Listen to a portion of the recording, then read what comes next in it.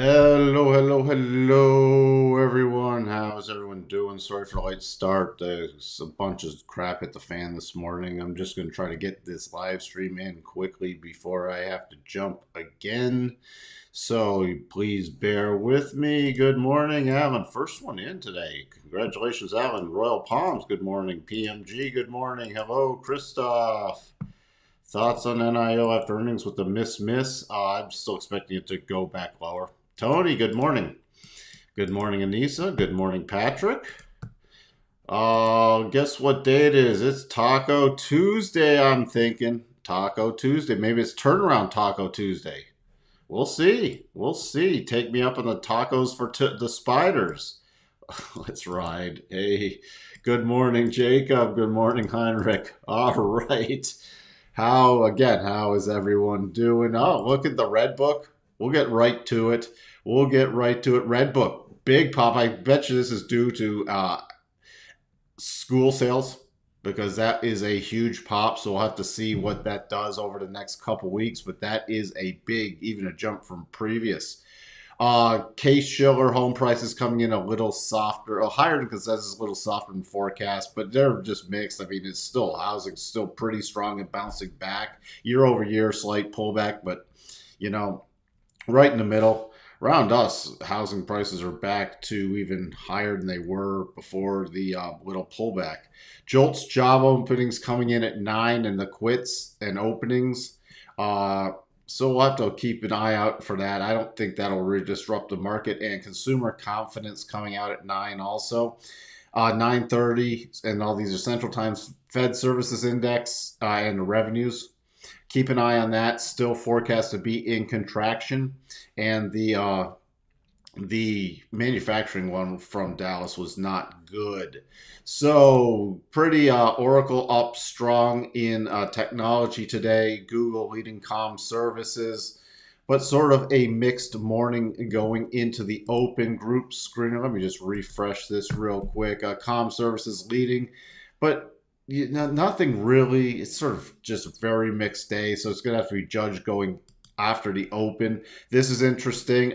Still pause in September, but then the hike in November, and then a pause now through January, and a cut back to the current levels in March. Then another cut in June. So that's where that sits. So it's getting to where we could be pricing in another November cut. It's only 52% at this point, but the mere fact that it's bumping up and then holding for a longer duration. Looks like the market's starting to price in. Fear and greed still in neutral mode. So that's where we stand. Good morning, Sterling. Good morning, Richard. Nope. It depends. The bigger ones are the smaller ones, Richard. I mean, NIO was a miss. Best Buy was a beat, but the sales were still weaker than prior. So I mean, it's a gap up, and I'm looking for Best Buy to roll over to after the close. HP and Hewlett Packard are Enterprise are the big ones. So that's about it. So again, you just asked Richard. For example, let's say we close, the bigger purple harmonics here are for multi-days. The little blues can be for today or even multi-day. Remember, yesterday, watching for the close above the 62.5, which we got. Already tapped the 75. What's the next thing I'll be watching if we break above that 75, which is already the high that was set earlier today in, that 75 area right around here from the European session? Well, if that gets taken out, then and we really blow through to 75, I'm going for 44.70. So they can be used for intraday and daily. Just depends. You can go down on a 5 or 15 minute time frame and project harmonics. Just like this spike down using the harmonics from the high here on the last Thursday to the low that same day gave this little harmonic level, which was tapped on Friday. See that? Intraday, and then the strong reversal. So, or you go out to a weekly chart and we use huge time frame harmonics, like if we did harmonics from this low in October to the high so far in July, that would be based off weekly and longer time frames. All right, so still trying to turn up, still an inside week compared to last week. Really, still the double is on the table. Needs to close above 44.8550. Nothing's changed that. We're chipping away at the flattening out rotation zone. So if we do take this, and it doesn't have to be today. Remember, yesterday was pretty much a balanced day back and forth. You see here, a balanced day back and forth. And now we're basing at a little higher, chipping away at the daily rotation zone and holding the 4-hour rotation zone. 44.30 is what I'm watching. Key that, and then about 44.25 to 44.30. I'll get a little more concerned if the VIX starts popping and we start getting some really negative prints. If we start getting below, if I give it a little more room, about 44.20. Then I'll start watching for more of a rollover play. Other than that, I'm watching for this key area, some of the support levels established from yesterday to hold. If we take out the pre-market European session highs, right around, what were they exactly? 44.54.25. And we take it with momentum, I'm going for 44.70 would be my next target area. Then if it keeps going, I'm watching that high. That would trigger the double. So with that, we can take these off because we're a long way from there. NASDAQ, we did not close above the 62.5. So that's what I'll be watching today, 15,168. The pullback level I'm using is 15,000 and then roughly about 14,940. So those are the key levels I'm utilizing for there. If we get some momentum and take out the European session highs and then take out 15,168, 15,251.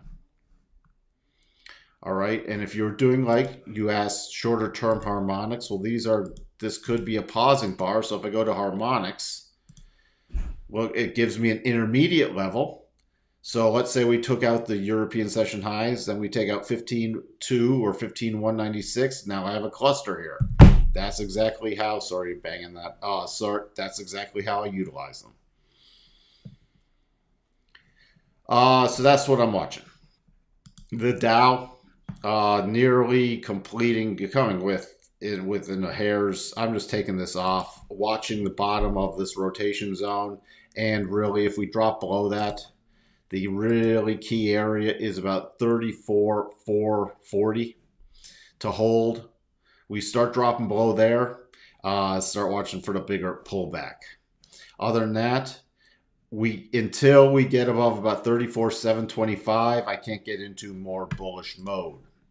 And then you're slamming into the 50 and the rotation zone. So on a closing basis, I need to close above about 34,780.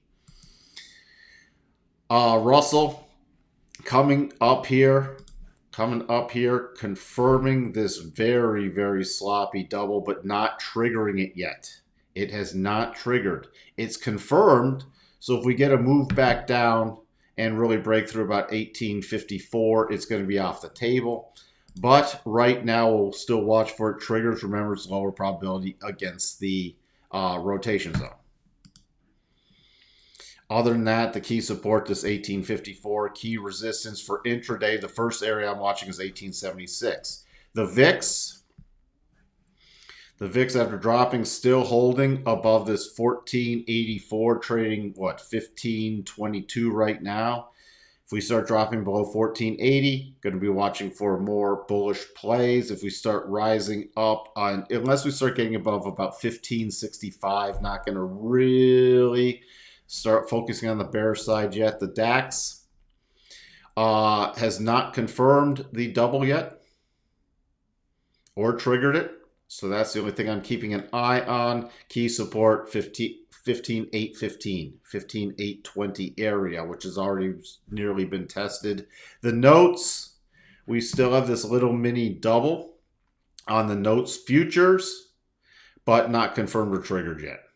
Other than that, not paying attention to anything with that. This could look like a double, but the problem is the targets, even on the conservative side, the targets are extending beyond the candle bodies. So If this, I will still pay attention. Remember, it popped up to the between the 50 and 62.5 and rolled back over, getting a divergence down here and trying to run back up. If we do start breaking above this spike high, really you can watch the 62.5 also, then I'm just going to use the harmonics. About 4.313, 4.336 as targets. Those would be the targets I would utilize instead of trying to force in double targets. So that's the other. If there's a front run thing, it's holding the daily rotation zone. Interesting thing is if we do end up today on a closing basis of about above 4.24, it could be an interesting front run for another retest of the high areas. The 10-2s, big pop so far because the 2s are rolling over and a big gap down. The 10 years are holding firm. So we're back to the bear steepening, but once we really start breaking below about this minus 58 basis points, I will sit up and take notice. The dollar index, the dollar wrecking ball. The dollar wrecking ball, this is too sloppy. There's too many things wrong with this formation to be a double top. However, we start breaking back below 103.48. We're into a clear path move, and the target would be back to 103. Other than that, still holding the rotation zone, hugging it up.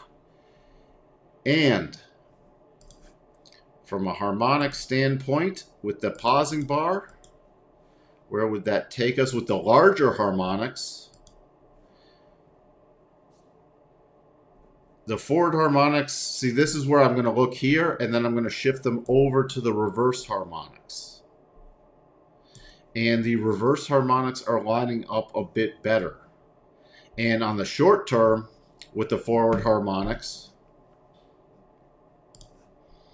from this last intermediate low to here, so these would be the levels I would personally utilize. We break above this recent high, minor level 104.24, next 104.45. Then we have a triple cluster up here. And that's approaching the very strong resistance area. So if the dollar can manage to break out, that will be interesting. It's losing some momentum. Crude, nothing much has changed there. If I have the 62.5 on here now, 82.15. We close above 82.15. I will be watching for retest the high area. Otherwise, it's, from my perspective, sit on the hands. Natty gas, which you haven't looked at, but keep an eye on this. Remember, it pulled back. It's trying to form a higher base still. So as long as you don't get a close below about 247, I'm watching for this base to hold and keep basing going into the fall, and then we could get a pop move there. Gold, nothing's much changed. Still, the key resistance is this 1954 level. So I'm keeping an eye on that for a breakout to the upside. Silver, key level is still 24.45. Nothing much in copper. Let's get through some other stuff. 10 years still holding up at 65. Interesting, the yen. Remember I said we got the flag pattern.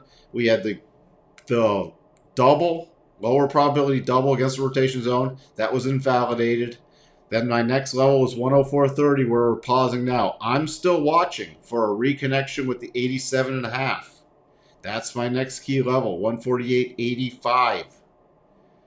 to 149.50. We get up in this territory, we could really get into yen intervention mode. And they're starting to intervene, but that is my next major target area after the flagging pattern holding the rotation zone. Euro. Let's take a look at the euro on a smaller time frame. Again, it's like the dollar. With these spikes, it's way too sloppy, but it will be interesting if we get back above about 108.40. So 108.40 is the little short-term level I'm watching in the euro. If we break down, remember we haven't closed below the 62.5. So 107.80 area, we closed below that. 106.80, and then to reconnect with the 87.5, 105.80, which could be targeting the lows from back in March. So even on round, I'm watching for rollover plays in the euro. The pound, we're still watching to reconnect. Short term, 125.16. A little longer term, 124.16, which would take it back to the 200 and the 87.5 rule. Bitcoin, still nothing. You had the little mini double trigger, hit the first target, and nothing. Again, remember, lower probability against the daily rotation zone. All right, what else? Sterling, I know you don't rely on large option purchases, but someone opened 7 of 7,035 call options in URA yesterday afternoon. What's up with the uranium? Uranium is building a bullish case. Remember, it's been trading around a core position. But if you look, what's it been doing? Making consistently higher lows. It looks like it's trying to break out above these key topping areas. So I thank you for bringing that up. I am watching uranium from I'm getting much more interested on the breakout play, especially if you start getting close above 24.63. Then I'm going to be watching for 26.37. So I'm keeping a very strong eye on this sterling. Until then, it's been trading around a core position, but if it starts breaking out, it's a position to let it run. So that's what's going on from my perspective with uranium. I've been noticing it a lot more, just haven't covered it on the channel. Spiders, we still have the little potential double in a play. Right now, we're looking 442.61. On the rally, it will be first to the close of yesterday, 442.76.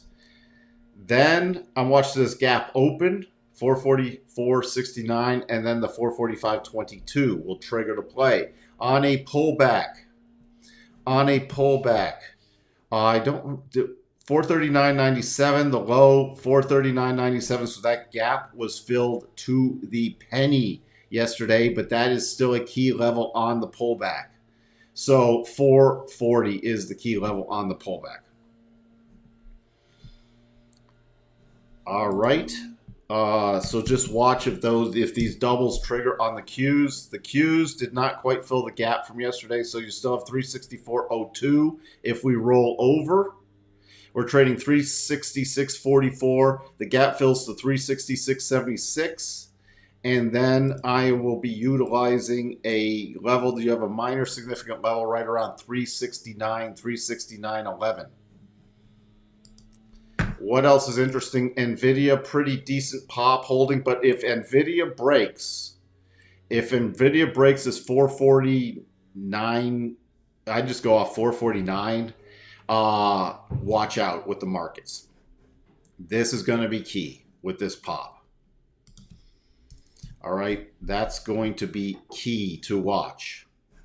So that's my key level. Tesla, unless we can really break above 420, the same level as yesterday, 245, then the target's 255.80 area. Other than that, still watching for a rollover play.